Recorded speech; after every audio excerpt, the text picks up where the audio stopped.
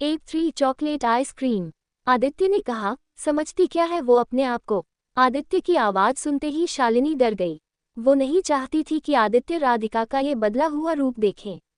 वो दौड़कर गार्डन के बाहर की ओर गई। हाई हील्स के कारण उसे दौड़ने में परेशानी हो रही थी, मगर इनसिक्योरिटी के मारे वो किसी तरह भाग कर गई और किसी तरह गिरती पड़ती आदित्य के पास पहुंचकर फूली हुई सांसों से उसने आदित्य से कहा। शालिनी ने कहा, आदित्य अंदर मत जाओ।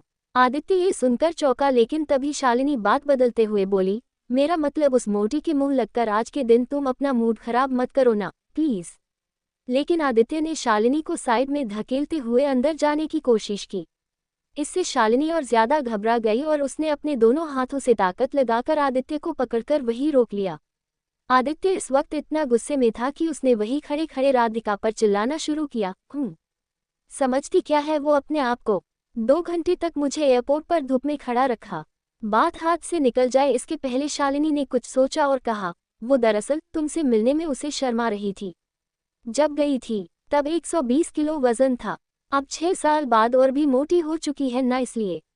इतना कहकर आदित्य का ध्यान भटकाने के लिए शालिनी धीरे से अपनी उंगलियां आदित्य की जैकेट पर फेरने लगी और थोड़ा रोमांटिक अंदाज से बोली, देखो आदित्य, आज मेरा बर्थडे है और आज मैं तुम्हें एक ऐसी गिफ्ट देने वाली हूँ जो तुम हमेशा याद रखोगे। वैसे मम्मी पापा अंदर बैठकर अभी राधिका से डिवोर्स पेपर्स पर साइन करवा रहे हैं। आदित्य का ध्यान अब भी घर के दरवाजे की ओर था, मगर शालिनी ने उसे बातों में उलझा दिया और अपने हाथों से आदित्य का चेहरा अपनी तरफ करते हुए शालिनी आगे बोली, यू नो व्हाट, वो तो मान ही नहीं रही थी। वो तो थोड़े पैसों की लालच दी, तब जाकर वो डिवोर्स पेपर्स पर साइन करने को राजी हुई। आदित्य, जिसके साथ शालिनी की शादी होने वाली थी, उसकी आंखों में आंखें डालकर शालिनी झूठ पर झूठ बोले जा रही थी। और फिर अचानक से वो आदित्य का हाथ पकड़कर बोली, कम विथ मी, मैंने तुम्हारे और तुम्हारे दोस्तों के लिए बंगले के पीछे शानदार दावत रखी है। तुम अपने दोस्तों के साथ यहाँ एंजॉय करो, मैं अभी तुम्हारी मनपसंद शराब और खाना भिजवाती हूँ। कहते हुए वो आदित्य का हाथ पकड़कर उसे घर के पीछे की तरह ले गई। शालिनी ने आदित्य को अपने दोस्तों के साथ छोड़ दिया और खुद बंगले के आगे की तरफ भागती हुई चली गई। उसी वक्त आदित्य के फोन पर उसके ड्राइवर रमेश का मैसेज आया, जिसमें लिखा था, होटल पैराडाइज इंटरनेशनल। मैसेज पढ़कर आदित्य के गुस्से से लाल चेहरे पर तुरंत ही एक स्माइल आ गई। उसे लगा कि अब तो बहुत ही जल्द वो एयरपोर्ट वाली लड़की से उसकी दूसरी मुलाकात होगी। इसी खुशी में बड़े ही अंदाज से उसने अपने पास पड़ी शैंपेन की बोतल उठाई और उसे शेक करके खोली और खुशी खुशी दोस्तों के साथ एंजॉय करने लगा।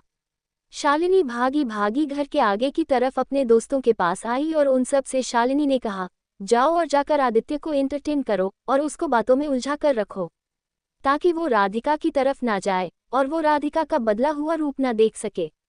उसके दोस्तों के जाते ही शालिनी तेज कदमों से राधिका के पास आई, जो एक कोने में खड़ी सब कुछ देख रही थी। शालिनी ने झट से राधिका का हाथ पकड़ा और इधर उधर देखते हुए वो राधिका को घर के अंदर ले गई और फूली हुई सांसों से अपने माथे का पसीना पोंछते हुए वो गुस्से से राधिका को देखने लगी। राधिका भी शालिनी के सामने देख रही थी, मानो दोनों आंखों आंखों से एक दूसरे को चेतावनी दे रहे हो। कुछ देर तो दोनों बहनों के बीच कौन पहले आंख झपकेगा वाला युद्ध चलता रहा, लेकिन कुछ पल के बाद फाइनली शालिनी ने एक गहरी सांस छोड़ते हुए राधिका से पूछा, ओके फाइन, क्या चाहती हो तुम। राधिका के चेहरे पर एक हल्की सी मुस्कुराहट आ गई और उसने अपना सर हिलाते हुए बड़े ही शांत और सरल तरीके से कहा, छोटी बहन हो तुम मेरी, बस इतना कहूंगी। आदित्य के पीछे इतना पागलपन ठीक नहीं, वो अच्छा लड़का नहीं है। ये सुनते ही शालिनी के अंदर का गुस्सा फूट पड़ा और उसने राधिका के सामने अपनी उंगली ताकते हुए कहा, just shut up, mind your on business, मुझे सब पता है कौन कैसा है। शालिनी जितनी मुंहफट थी उतनी ही शातिर भी। उसे पता था कि अपनी बहन के इमोशंस का फायदा कैसे उठाया जा सकता था, इसलिए उसने तुरंत मौके का फायदा उठाकर कहा, अगर तुम्हें मेरी इतनी ही फिक्र है तो कंपनी मेरा नाम क्यों नहीं कर देती। राधिका शालिनी जितनी शातिर नहीं थी, लेकिन अब वो पहले जैसी भोली और नासमझ भी नहीं रही थी। अब पहले की तरह वो किसी को अपना फायदा नहीं उठाने देने वाली थी।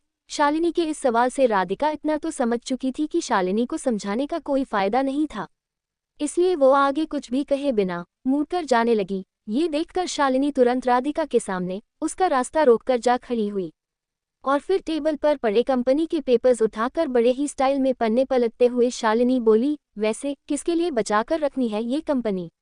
अपने किसी यार के लिए? या अपनी उस नाजायज औलाद के लिए। इसके पहले कि शालिनी बात खत्म करे, राधिका ने शालिनी को जोरदार तमाचा जड़ दिया। घर के बाहर जो लाउड म्यूजिक बज रहा था उससे कई ज्यादा तेज गूंज थी इस तमाचे की। शालिनी के चेहरे पर मेकअप की एक मोटी परत होने के बावजूद उसके चेहरे पर राधिका की उंगलियों के निशान साफ नजर आ रहे थे। शालिनी का मुंह खुला और आंखें चौड़ी हो गई थी। राधिका गुस्से में बोली, खबरदार, अगर मेरी बच्ची को नाजायज कहा तो जबान खींच लूंगी। And I mean it. Radhika की लाल आंखों से आंसू कम और गुस्सा ज्यादा बह रहा था। राधिका को इतने गुस्से में पहले कभी नहीं देखा था। शालिनी ने बिना कुछ कहे वो चुपचाप राधिका का रास्ता छोड़कर साइड में जाकर खड़ी हो गई। वो समझ गई कि अगर वो इसके आगे कुछ भी बोली तो राधिका वो सच में कर देगी जो उसने कहा था। राधिका गुस्से में अपना पर्स उठाकर बंगले से बाहर निकल गई। जैसे ही राधिका ने टैक्सी रोकी तभी वहां भागते हुए मीरा आई। राधिका ने प्यार से मीरा की गाल पर हाथ फेरा और फिर टैक्सी में बैठ चली गई। टैक्सी में बैठकर राधिका ने पर्स से सनग्लासेस निकाले और पहन लिए। तभी ड्राइवर ने रियर व्यू मिरर से राधिका को देखा। सूरज भले ही ढल चुका था, लेकिन राधिका के आंसुओं के दौर अब तक नहीं ढला था। वो दुनिया में हर चीज से लड़ सकती थी, मगर कोई उसकी बेटी को नाजायज कहे, ये उसे बर्दाश्त नहीं था। लेकिन इसके साथ ही उसके पास इस बात का भी कोई जवाब नहीं था कि रिया का बाप था कौन है। राधिका की प्रेगनेंसी खुद राधिका के लिए एक अनसुलझा सवाल था। 6 सालों में राधिका आज तक उसकी जिंदगी की इस सबसे बड़ी पहेली को सुलझा नहीं पाई थी कि उसे किसी भी लड़के ने छुआ तक नहीं था, फिर भी वो कैसे प्रेग्नेंट हो गई थी। ये सब सोच ही रही थी वो कि तभी अचानक उसे कुछ याद आया। राधिका ने आंसू पोंछते हुए पर्स से अपना फोन निकाला और उसने अपनी फॉर्मा कंपनी के पुराने वफादार मैनेजर दिनेश को फोन लगाया।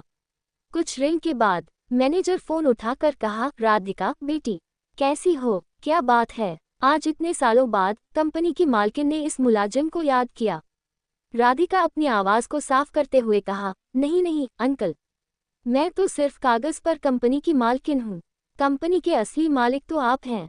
एक्चुअली अंकल, बस ये पूछने के लिए मैंने फोन किया था कि कंपनी ठीक तो चल रही है ना।